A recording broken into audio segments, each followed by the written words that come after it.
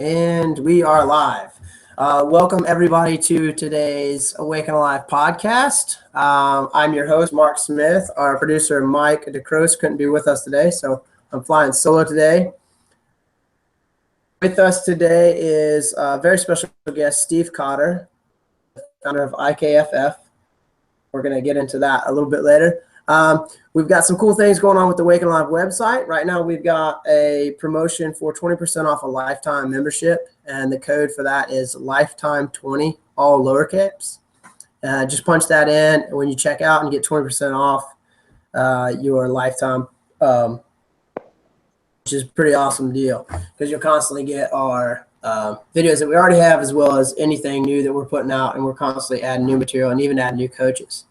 We just finished Donica Storino's channel, so that'll be pretty cool.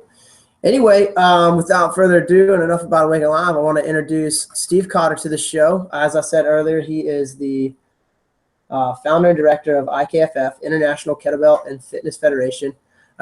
This guy travels all over the world. He's one of the sort of original gurus. That's not really a word a lot of people like, but sort of the original kettlebell authorities. I first came across Steve many years ago when I bought an guide to kettlebell encyclopedia. I don't even remember the title. It was so long ago, but it was a book about kettlebell lifting, and it was produced by him and had pictures of him, and that's when I first got introduced to Steve's material. And then we have a mutual friend in Dave Hedges so it's my pleasure to bring somebody so accomplished as Steve to the show. Steve, welcome. Hey, thank you very much. I appreciate that, Mark. It's a pleasure to talk to you and hang out here. Yeah, and like I said, any friend of Dave's is already God by me. We had Dave on the show earlier this year, and like I said, he had nice things to say about you, which means a lot. Say about him as well, but we won't get into that right now. Yeah, it'll take up too much of the show here. So let's get in a little bit more about you, about how you got into kettlebells and what is, at least from, our side of the world, an early adaptation of kettlebells stateside, and how you became such an authority on kettlebells for seemingly so long ago, even though it's not that long ago, but yeah, a picture of the tool it is. First of all, it's very dynamic. My life's very dynamic, as life is dynamic. So, I don't talk too much about, say, what I was doing 15 years ago. That's sort of part of the story, part of the history that leads till now. But my approach, my method continues to evolve. And that's the way I like it, constantly refining and going deeper and finding new applications. So I'll do a sort of a brief summary, I guess, with some highlights that would be of interest. Starting my journey with the kettlebell, I was an early adapter in the, as you've already said, in the sort of U.S. and you could say Western Hemisphere or Anglo-European cultures, because as most people know, kettlebells has been around for several hundred years, as a Russian historical phenomenon. First, the kettlebell was, used in the markets, and then it gradually evolved as a conditioning tool. And then in modern times, it became a, very high-level sport. And so we have sort of the beginning of the worldwide marketing phenomenon, which is circa 2001 USA. And so I was a part of that early, you could say, rebirth of the kettlebell phenomenon. And, I kind of have my feet in both sides, I have my feet in different worlds. So I'm not strictly about the kettlebell sport. I'm not strictly about the kettlebell fitness. They're different components of it, So most people know, if they're familiar with kettlebells, they know who Pavel is, such that you don't even have to mention his last name. So Pavel is... Which is good because it's hard to pronounce for some people. So, Pavel, obviously, I like to say I call him the godfather. I don't actually call him that, but if I were to reference him, I would relay it to, say, the godfather of the modern kettlebell movement. He's a significant figure because were it not for Pavel and his business partner, John Duquesne, we wouldn't be talking, and probably none of us would be using kettlebells. So I was a part of that, first generation of students that Pavel started teaching when he, created the RKC, Russian Kettlebell Challenge. And I kind of immediately stepped into that inner circle because of my background and diversity of physical training. I had many years of martial arts, prior to that. So I had learned those basic moves very quickly, very easily, just self-taught. And then when I finally had the occasion to meet Pavel and go to his course, this was 2003. I'd been playing with the kettlebells for about a year at that time. Pavel and I connected right away. He wanted me to be an instructor in his program. So that was sort of my start into the business, you could say, of kettlebells. What got me into kettlebells itself was just its dynamic nature and the fact that it felt great and it made sense and it appealed to that kind of holistic mind-body approach that I was fond of and I was brought up in with the martial arts. So I started with the kettlebell not with any idea of turning it into an international business or anything like that. It was just, wow, this is great. And then, fast forwarding a little bit, my development, I grew to a point within that community where I felt that there was opportunities to grow more. So I moved away from RKC. Simultaneously to that, I had been doing seminars for a couple of years on my own, just stateside. I had a few DVDs out at this point in time with information. So there was some interest, coming towards to me and getting email inquiries. And that's sort of how it all got started. It's very organic in that sense. Fast forward a little bit more, that started turning into international requests. And, by 2007, I was starting to go various places around the world presenting seminars. 2008, I founded IKFF. I was getting quite a few requests from people that were interested in certification. So that told me, okay, there's interest here. It's time to do that.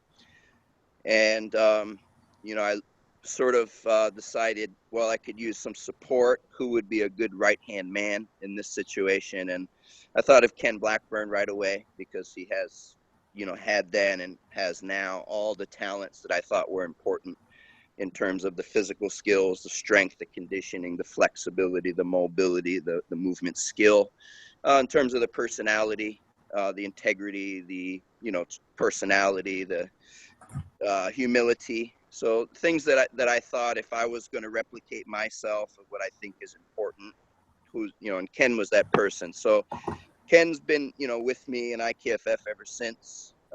He's still, after, I guess, 8 years now, still my right-hand man. And, in that time, we've continued to run certifications and seminars all around the world, literally. Personally, I've stepped in 60 countries doing seminars. Not Antarctica, but every other known continent.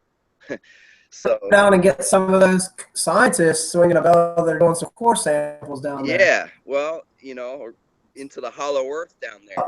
Drop those kettlebells down into the hollow earth down So, yeah, I mean, I'll be open if the right opportunity's there. I'm there. Just give me my parka and my gloves, and I'm ready. That would be, that's Cajun weather from San Diego. A summary. Yeah, San Diego's my favorite place, actually, to this day, which is my hometown. Everybody says that about San Diego. Yeah. I've been there once, and it was pretty sweet. Yeah, at least half the people, they from somewhere else. So.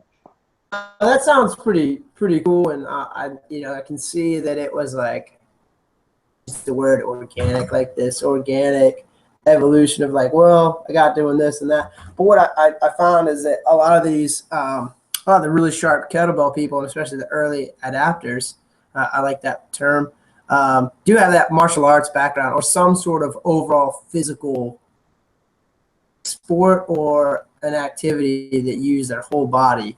And so Yeah. there just seems to be this like easy application of, oh, wait, this makes sense. I'm using my whole body for like every movement with the kettlebell tool for me. Right. And it has to do with an appreciation for holistic movement. That's traditionally more associated with the Eastern traditions than the Western traditions. So obviously martial arts would be in that category. You know, so and we're going back 15 years and rapid changes in this day and age, however you want to call it, if you want to call it globalization or modernization. But one of the results of that is information moves faster than it has previously. And so even in the last couple years, I mean, yes, and it's more so, it's sort of like the quickening as it moves forward. It resonates faster, vibrates faster.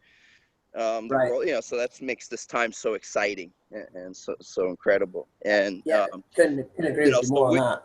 with that information related to the kettlebells, yes, like you said, it draws martial artists, but it draws people that have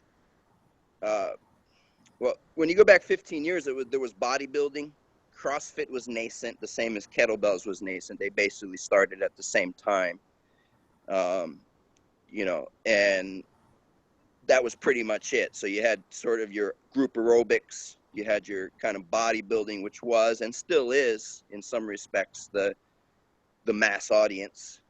And then something like kettlebell represented a fundamental paradigm shift, you know, as it started to gradually make its way out to the mainstream awareness. And even to this day, 15 years ago, if we were to survey the landscape and look at the technical knowledge of kettlebells is still, I would say, rather pathetic, unfortunately, among the majority of the users. You know, most of the people using kettlebells are not well trained or not well prepared, and they're not really tapping into the full benefit. You know, in terms, they might be doing a American swing or something with it and a goblet squatter, but they're not really getting that technical. And you know, but there are those of us that obviously do pursue that higher level and that technical knowledge and pay importance to the skill, the skill aspect. Yeah, I find that statement to be overwhelmingly accurate and true. It's you know, kind of going back, maybe rewind a little bit. You know, you said kind of 2001, the global marketing of the kettlebell, especially in the Western Hemisphere, as this, what is this new old toy? You know, it's kind of, everybody was this sort of craze, at least within the fitness community, it was like a craze. And then now, fast forward 15 years later or so, a little bit more, like either like you walk into a Target and you see these goofy colored pounds with the contour on it. It fits against your, and you know, you're like, what the hell is this, right? It's this marketing thing. But you know, same as the marketing is somewhat gimmicky and trendy and just trying to be like a buzz or a craze. The training, exactly what you said, the lack of technical aptitude with the kettlebell is overwhelming. You know, every time I kind of look around and see a group class off the side of the road or something with kettlebells, I cringe. You know, I've yet to see somebody with good instruction, just even around and, you know, just day-to-day activities. Or if you walk into a gym, heaven forbid, somebody's got a kettlebell there. I had an intern from the university here. She was an exercise sports science, and she interned with us at Asylum Fitness for a year and a half. And things we did was we went to the student rec center. I said, I just want you to observe what fitness is here at the university. There was even a gym class there, and I don't want to throw the guy under the bus, but I guess he'd been doing the same thing for 50, 60 years and doing an overhead squat, and like her heels just like ripped right off the ground, and he's like, yeah, you're doing it right. And it's like you can't even stay connected to the ground. But that's a little bit of an aside. Anyway, they have a rack of kettlebells at this university gym, and exercise I saw was a standing oblique crunch with the kettlebell. That's all these kids. Wonderful tool that has so much diversity and creativity and just it works. But it literally they just stand there and get those obliques right for beach season. And I just It laughed. is there is you referenced marketing. Initially there was sort of a marketing was coming from one direction and there was a particular style, but now we have many different approaches, and I think that there's no critical mass that has been approached in terms of kettlebell. Like it's still growing, and it's still, I think, to be determined ultimately when we look back in time what happens with kettlebell, because to this day no one probably, I think, has figured out how to really bring it to the mass audience. It's sort of a collection of individuals and groups and subgroups that like the kettlebell and use the kettlebell, but there's no sort of standard in terms of how everyone's using it or how everyone's being informed. Do you have any ideas for how to go about that? Well, I mean, you've been doing this the other point as long is as anybody. culturally, I'm not sure if that'll happen. If it does, it's fundamentally, I like it because it's beneficial, it's positive, and it trains movement, and we can challenge ourselves to the highest level. And when I say the highest, I mean however hard you're working. If you look at the top performers in kettlebell sport, they're going to be a higher level conditioning. In terms of conditioning, they're going, and that's going to be also, if you compare to many other Olympic sports, if you were to measure certain things like power output and work per unit of time, and the kettlebell has the potential to be at the highest levels where you can push yourself beyond what your physical capability is, because you can always go a little heavier. If you can't, you can either go longer, so if you're 3 minutes and it's smoking you can push to 4, 5, 10, 20 an hour, and you can do a marathon. So you can progress there. You can always go faster to a point. Now you're going full speed with good quality reps. Now you can't go faster, so then you can go heavier. So with those three variabilities, you can always progress and always progress. You'll never defeat the kettlebell in that regard, right? So just from a conditioning tool, it's phenomenal if you understand how to use it. And also, if you look at the high-level sportsmen with this, or, and when I say high-level, I include high-level amateurs, not just the professionals, but, someone that's technically proficient with it. The incidence of injury is very low compared to any other type of lifting sport, compared to Olympic weightlifting, compared to powerlifting, compared to, again, it's not a lifting sport, but even CrossFit Games. The level of injury that you'll see in high level, say, kettlebell sport competition is very small, very rare. And, so what I'm saying is it's also safe when you technically are performing with good mechanics. And then just the movement, three-dimensional movement, which a lot of people are not doing in their exercise program, although they're starting to get more informed about that. So to answer your question, will it ever, I don't know. Like right now, the most popular hamburger is McDonald's. So there's a cultural thing.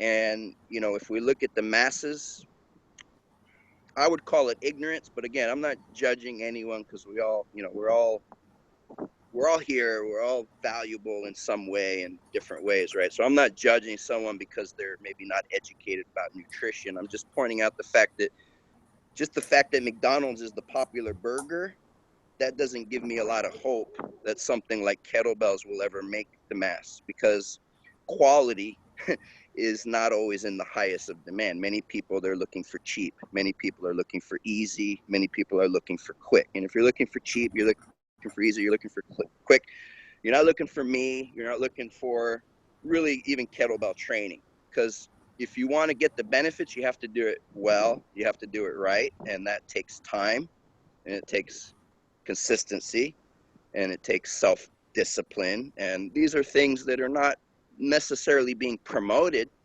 at least in the Western modern cultures, and not through the schools necessarily, and you have people that are trying to different degrees. I'm not saying that there's not those of us out there, but we're talking about mass market. I'm not sure that the kettlebell's a good fit for the mass market. Well, I mean, you're juxtaposing descriptions. One sort of definitely describes, pretty much all humanity. They want quick, cheap, and easy.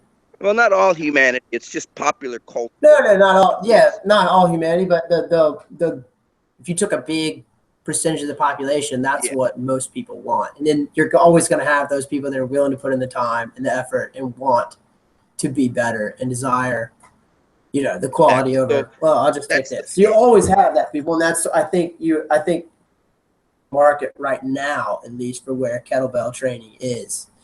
Right. Maybe it always will be, and that's fine, because for those that want it, it's there. But, the great news is we have a lot of very knowledgeable and very educated and proficient instructors.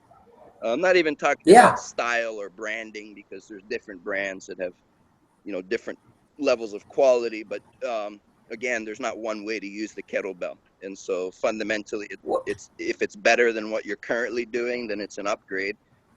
And so there's a lot of very proficient, I won't say a lot, but there's enough proficient teachers and systems and methods and information out there that, someone can, if they devote some time studying, they can pretty much learn everything they need to learn, and they can take that and use it pretty much for the rest of their life. Once you understand how to adapt. So that's the great thing about kettlebell. It's something that, like yoga or like walking, it's something that you can always do with few exceptions. Yeah, and like you said, I mean, there are resources out there. I was pretty crappy with the kettlebell, even though I liked the tool early on. And then I got picked up your book. I started watching some YouTube videos with a few people that actually knew what they were doing and proficient with kettlebell. I love kettlebells. This is more for our listening audience. What at the high level of, not high level, but the more reputable, more well-known certifications, RKC, SFG, IKFF, and a couple others. What are some of the nuances that just maybe make this certifications difference? Like, why would you choose one over another? But what are the differences in styles? I know we talk about styles a lot in kettlebells. In terms of differences between, say, various organizations and how it's taught, is that what you're saying? Yeah. To be fair, we always leave some people out because we're not thinking, but to be fair, kettlebells has changed a lot since 2001. And, you mentioned RKC, you mentioned Strong First, which is a very similar methodology, because they're both Pavel programs and how he approaches it. There's myself and Ken Blackburn with IKFF, and we have our approach. But in the last 5 years, we also have, there's Ket Academy with Sergey Rachinsky and Denis Vasiliev, and they have other, great team there. There's others, the IKFSA. That's the one I was missing. I knew it was some letters. Yeah. Together. So there's others. There's, I think that, EGSA is another one, and I'm sure there's others I'm forgetting and not mentioning, but there's more than just one or two or three. There's quite a few. Yeah, sure. I was definitely honest about that I didn't remember all of them. Yeah, because I like everything and I like everybody, and I think that there's quality, and it's actually comes down more to the person than the form, or I should say the person than the necessarily technique or the style. Like martial arts, it's two fighters. It's not karate versus judo. If this judo is better than that karate, the judo guy wins. But if this karate works better than and so you can't say, oh, this art's better than that art. That if you try to do that, it's marketing. Like UFC in the beginning, when it was owned by the Gracies, it was marketing to promote jiu-jitsu so they can say jiu-jitsu can beat. But we know with the evolution that there's no such thing, because everybody knows everything. So then it's just the individual, whether it's as an athlete or whether it's as a teacher or whether it's as a coach, which is three totally different things. I see myself as a teacher, not a coach, but I'm also an athlete. But I'm be 47 in a couple of months, and 47 is not old, but you know, my ambitions in life is not to compete with the top, say, 22-year-old athlete in the world in the sport. That's not my ambition. You know, my ambition is to be highly effective at what I do in my life. So when I say I'm an athlete, that's my hobby. It's not my profession. You know, my profession and my life work, you can say, up till this point, is as a teacher. And I differentiate that from a coach also for specific reasons. But anyway, I wanted to say that, but to answer your question, just try to, in summary, because I don't want to focus on individuals, or I don't want to, you know, highlight too much IKFF, even though I am IKFF. I think that at what we do, we are the best at what we do, but what we do is very unique and it's not just about the kettlebell. Because if you want to learn how to swing a kettlebell, I would venture to say there's probably a couple thousand instructors around the world now that can teach you how to swing a kettlebell essentially safely and effectively. From that point, how many reps are you going to do over time, and how much attention are you going to give to the quality of the movements? And so you're going to, no matter who your first coach is, at some point you're going to grow based on your effort and your practice. It's no longer going to be just about who your coach or trainer is. That's what I believe. You know, that's why I like to give everyone the tools early on. That's a really fresh spin on it. I like that. Because you can have the best, the greatest champion that ever lived that can do more reps than everybody, you know, and if you're lucky, that person might also be a great coach, but it doesn't mean that you're going to do the same, because he can only tell you how he does it. You have to do the thousands and thousands and thousands and thousands of reps to even closely approximate that level. And, you know, so again, what are you looking for? What are you trying to attain? So if we talk about RKC and Strong First, I would say there may be some differences now because it's an evolution. So I don't want to say that I know everything about, but essentially regarding to the kettlebell, it's the hard style. So they're looking at lower repetitions, trying to move heavier as much as you can, heavier, and trying to do things with maximal effort. And such that in a typical type of workout, you would start to get winded after 5 or 10 breaths, and you're consuming and utilizing a lot of energy. I would equate it to more like a heavy lifting or powerlifting with kettlebells, in a sense, in terms of the energy system. Okay, so you have that. The other main idea is that you have the kettlebell as a endurance tool, which is actually the Russian methodology, which how it developed in Russia and the Soviet Union, former Soviet Union. They used it as a fixed weight. And so now that it's a fixed weight, meaning the weight doesn't change. And so the progression via is repetition. It's not going to get heavier. So to continue to progress, you have to do more volume, right? So that's the Kettlebell Sport grew out of that application of kettlebell. And people should not be confused, because someone that focuses on more the Kettlebell Sport methodology, and again, whether you're competing or not is a different question, because you can still train in the methodology even if you don't ever step on a platform or even want to step on the platform, because it's a method, right? The sport is just you apply that method against another person and try to beat them, and you show what you can do in front of everybody, so they can, you know, so your level is out in the open. Just like if we run a race, you beat me or I beat you, right? We don't have to talk about it anymore, because we just show it. So that's sport, right? But the methodology is based on endurance. So those are the two kind of main, if you say the methodology, there's learning how to work for a long period of time and adjust the pace, which is the speed, which is measured in repetitions per minute. So that's power output, right? So if you do snatch, you can do 1 rep every 6 seconds, right? That's 10 reps a minute. If you do 1 rep every 5 seconds, that's 12 reps a minute. If you do 1 rep every 4 seconds, it's 15 reps a minute. But if you do 1 rep every 2.5 seconds, now it's 24 reps a minute. Okay, same weight, big difference, right, in how you do it. Now you multiply that over time. Instead of working 1 minute, you're working 2 minute, 3 minute, 5 minute, 10 minute, right? So, and then you start adding up the volume of work. And this is the main difference. And without saying one's better than the other, I will just say that in terms of volume of work, there's really no comparison. The Right. the highest volume of work is going to be associated with the modern kettlebell sport methodologies, because naturally, if you follow that, you're going to be doing a lot more reps. And but in terms of how a person uses it, they can use it different ways. They can do heavy days, they can do light days, they can focus on going faster. They can do interval training, like I'm going to do 5 sets, 2 minutes each with 2-minute rest between each set.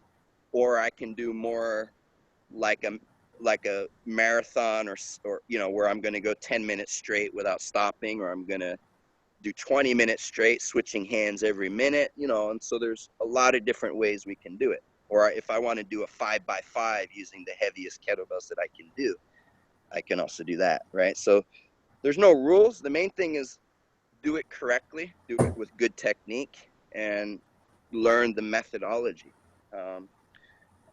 So as far as IKFF, where I differ from others, is I'm trained in all facets. I'm trained in the hard style. I was one of the first proponents and teachers in that system. And I'm also trained in the kettlebell sport methodology. And I've learned directly under some of the most accomplished lifters and coaches, in the world. And that's a way that I keep my information updated, because I believe in, being a student as well as a teacher. But always being a student. So I never think that Student first. thing there is to know. There's different ideas about how to do things. There's different formulas and approaches that people to use. So, as an educator, it's my job to learn all of it as much as I can, and then figure out how I'm going to teach it and to who, and, learning what the appropriate dosage and what's appropriate for the audience. So there's a lot of factors with it. Also the format, it's very different if we're working one-on-one versus I have a room with 30 people. Sometimes I've had courses at expos and fitness conferences where there's more than 200 people. I did a course in China earlier this year where there was 300 people in the class swinging kettlebells at the same time. So again, very different approaches to what are we going to do here, what are we going to teach, because you have assessment. You can't assess 300 people when you have an hour and 15 minutes for them to, No. most of them never even saw a kettlebell before or touched one. So, with me, my approach is it's very holistic. It's not just about the kettlebell, but that's a feature. I focus on the basics, mastery of the core lift, starting with the single bell. What I would call level 1. Level 2 is using double bells. Master the basics, the essentials. That's the most important thing. So swing, clean, press, push, press, snatch, squat, then jerk. From there, the doubles, same lifts in the doubles. And then you have a lot of the auxiliary lifts, different things you can do, leverage lifts like bottoms up movements. And then you have juggling, which is a whole nother area of kettlebell. Yeah, I like that stuff. That's fun. But to make it holistic, you have the mobility, you have how to prepare the body, different joint articulations, relieving stress, relieving tension. You have to understand thoroughly how to decompress. So after the training, you have the cool down, you have the flexibility. So I do to a high level in terms of my study. It's a big part, not just with the kettlebell, but the flexibility. And actually, it's an athletic approach. You approach it like an athlete. So you understand how to prepare the body. You understand how to do the workout, the kettlebell workout itself and what you're going to accomplish. And then you understand how to decompress and restore the body from the actual stress that you put on, which is training. Because training, you're breaking the body down, but you have to do it just the right amount. And you have to be able to understand how to counteract those destructive forces to bring the body back into balance. So it's a very holistic approach. You have the breathing, you have the focus. So that's, for me, it's very influenced from the Chinese martial arts. and what my upbringing was before I ever came to kettlebell. So I integrate it. And, so that's, I guess. What specific martial arts, was your background? You've referenced When I was Eastern 12 a couple years old, times. I started training seriously in Chinese martial arts, the specific arts, Xingyi and Bagua, Okay. which wouldn't be known to people that are not educated in the Chinese martial arts. So as a generic term, we can say Kung Fu, but, Kung Fu, not all Kung Fu is the same, just like not all kettlebell is the same. So specifically, they're called the internal martial arts. Tai Chi is related in some ways. The Tai Chi is more known to the world. But that was my upbringing from 12 years old. I studied very seriously. And professionally, I was teaching for about 15 years. And so basically full time, all day, every day. For a period of that, I was also doing the full contact competitions. For 3 or 4 years, I won 2 U.S. National titles in full contact, what's called Quoshu, which is the sport. It's like kickboxing with throws on a boxing ring with no ropes. So cool. that's the sport of Quoshu. So that was sort of my background before I came into kettlebells. And then, so I integrate a lot of the philosophy and approach to teaching and communication from my experience as a martial art instructor and martial arts student. What gave you a hell of a movement background? I've watched your videos for a while, and you're an amazing mover with and without load, which is, a lot of people can't do both. I did your little water skip push-up thing yesterday. That was a lot of fun. Water skip. Yeah, that's a nice. Loving the push-ups. It's just having fun and just moving. There's no and that's what got me in the path of movement. It just seemed like it was more fun to be able to do more things. Yeah, and I think that's important to revisit that joyfulness. It's not difficult to fall into the competitive trap, and that's fine if a person feels some need to be competitive with others. That's I guess a personal choice, but if we're talking about sport, then that's a little bit more clear because you're trying to win in this race in a sport, so you can say that's the competition, but it still comes down to your performance, right? Like if you do really well and that person beats you, if you did your best, you weren't going to do any better, so you just happen to be competing against someone that was better than you on that day. At the same time, maybe the other person does less, so you win, but it doesn't make your performance any better whether you got first place or 10th place because it's the same performance. The other factors is who shows up on that day. That's outside of your control. So ultimately, you're competing with yourself and trying to. Yeah, I was a runner in high school, so I get that as well as anybody because there's always somebody faster than me. But I was really just my next best time, and it didn't have to be every race. I could choose which race to sort of say, hey, this is a race I'd really like to. Hey, I like this sport. I like these conditions, and you can't PR every single week. It doesn't. It messes up your training, and yes, you gotta be smart about your choice. The fitness culture where that's really based on kind of competing and seeing and be seen, and hey, look at me, and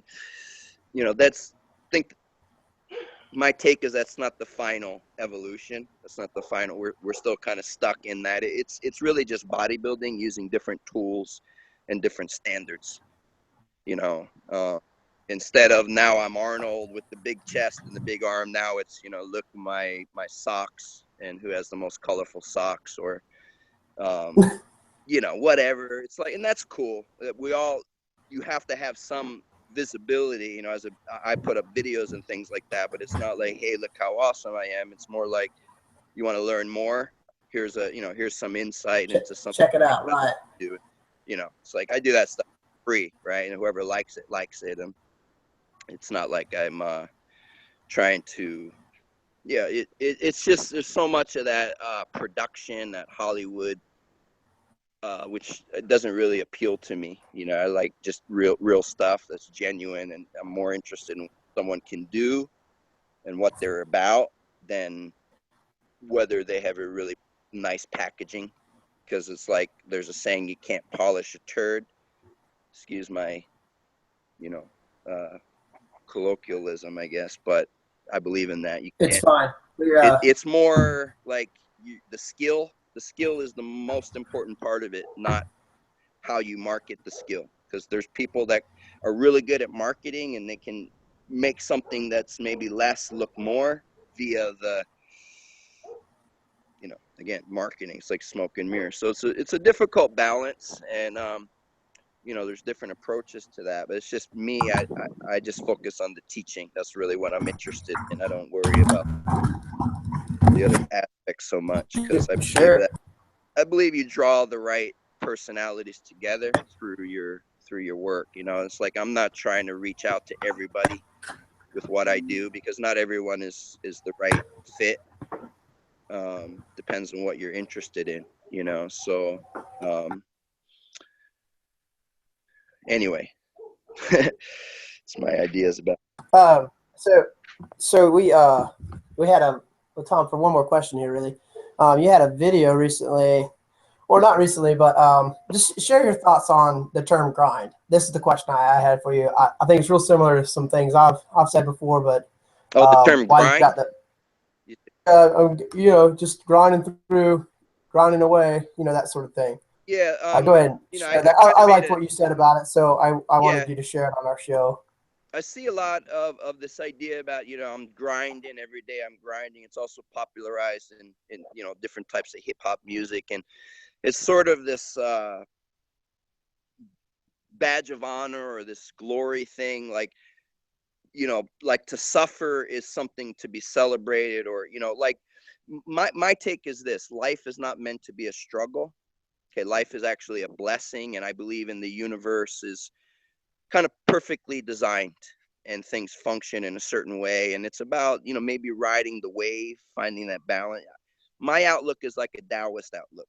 Um, it's not about putting labels on everything. It's embracing the polarity, and the fact that there's good and bad, there's sun and darkness, but it's not what somebody else tells me this is good and this is bad. It's about an internal journey.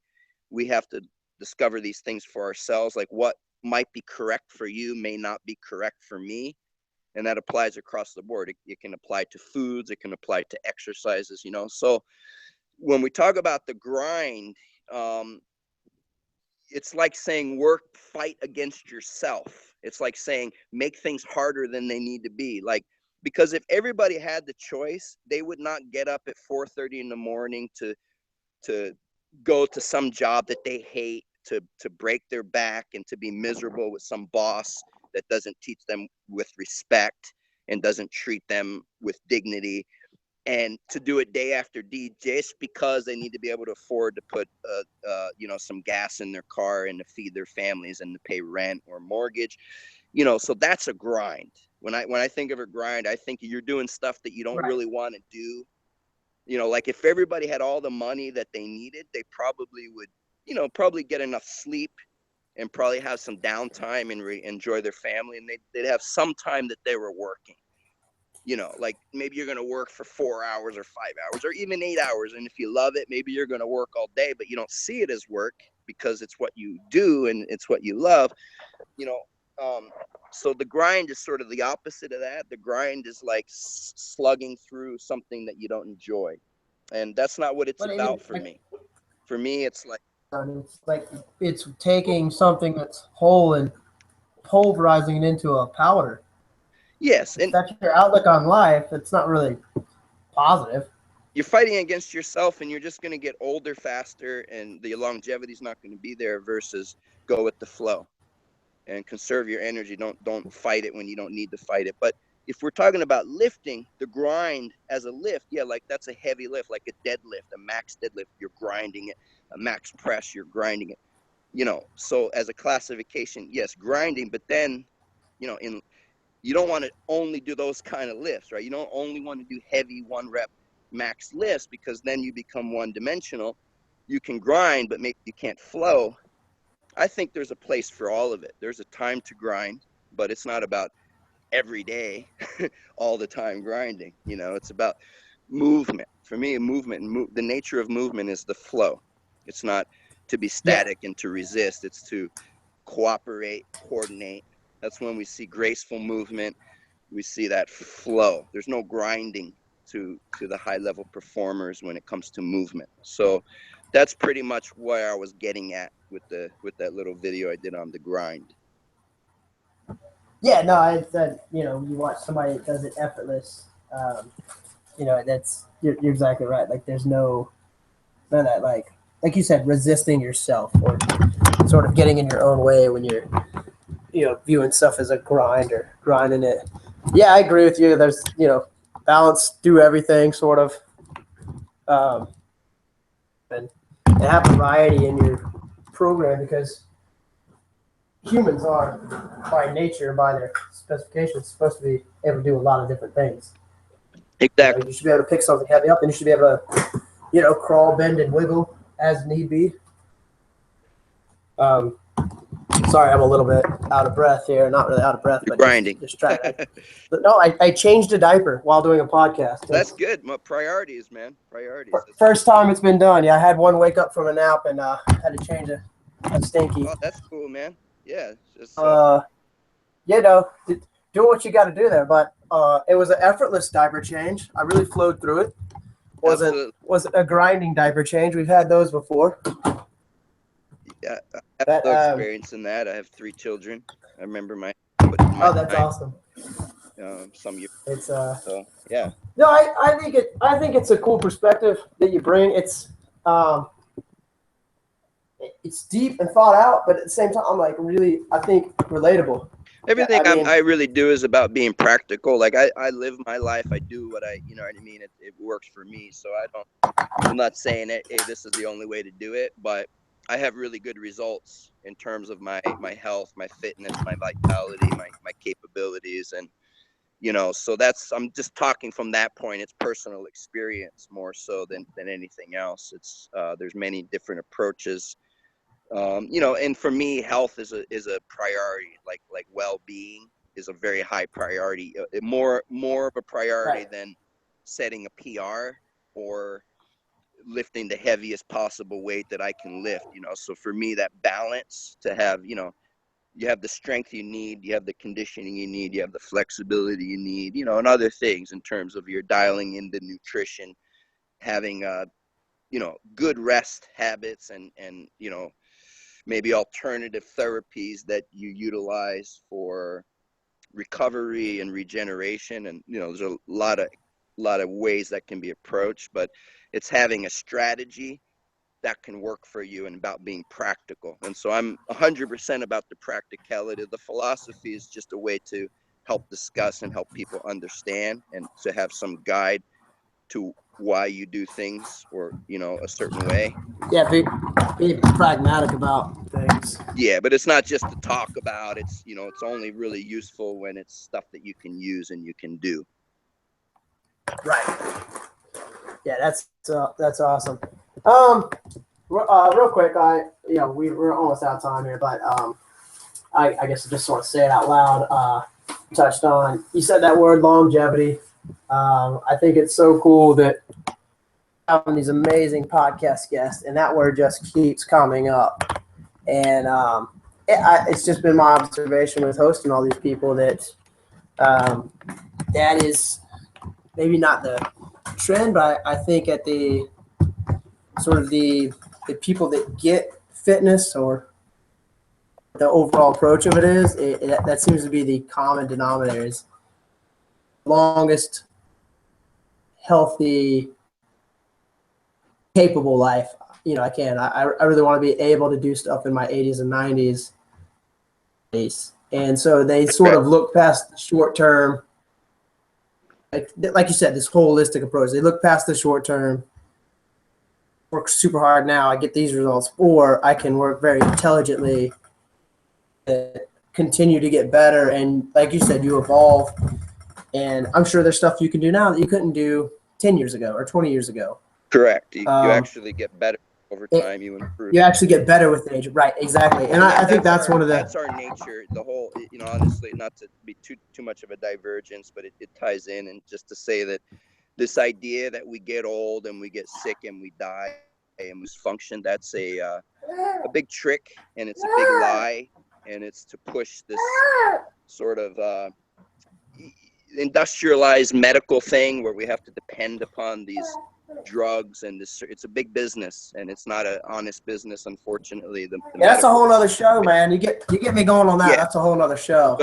But the point is that we get better over time. As we get older, we should get better. We should not get old. So if someone that's listening has this idea that, oh, I'm too old or I'm destined to, no, you're complete. That's all about beliefs. You need to change your beliefs and realize that there's those of us out there that are living examples of being highly functional as we continue to get older, and so that's really what it's about. And it's about a service to help people so that humans actually take their actual claim, what is their inheritance, which is a strong, healthy life.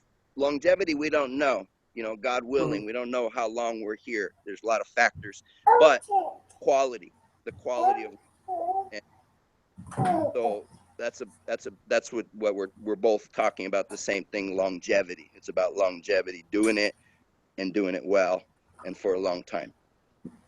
Yeah, amen to that, brother. Yeah, I think that, when you see the 87-year-old lady that can still split wood and carry water and, take care of her own household, that's actually the normal human trajectory, except we just completely mess it up, especially in the Western society. And like you alluded to, it's this industrialization. It's this societal acceptance that, oh, you just get old, and yeah, if you sit in front of the TV your whole life and eat crap, yeah, and don't do anything, sure, that's what's going to happen. But and anyway, I think we could go on about this, but I also think that's pretty good stopping point for today. Absolutely. But we'd love to have you back on the show, maybe in the spring. I look forward to it. My pleasure. That was a great time today. Thanks for being on the show. Is there a place, while we still have the platform here, is there a place people can reach you at? Or yeah, two things. Go to IKFF.com. If you want to reach out to me directly, you'll find a contact link in my email. That's one way. Next way also is check out YouTube. It's IKFF channel in YouTube, which is where I put a ton of free content, and that gives some insights about what I do and the things that I provide in terms of services to humanity related to movement, meditation, flexibility, and so on. Kettlebells, obviously. So those are the two things, IKFF.com and IKFF channel on YouTube. And for the listeners, we will have a link to both of those with Steve's bio once we post the podcast. So anyway, thanks everybody for tuning in. Steve, thank you once again for being our guest today. Enjoy the show, and tune in next week. Thank you. Bye-bye.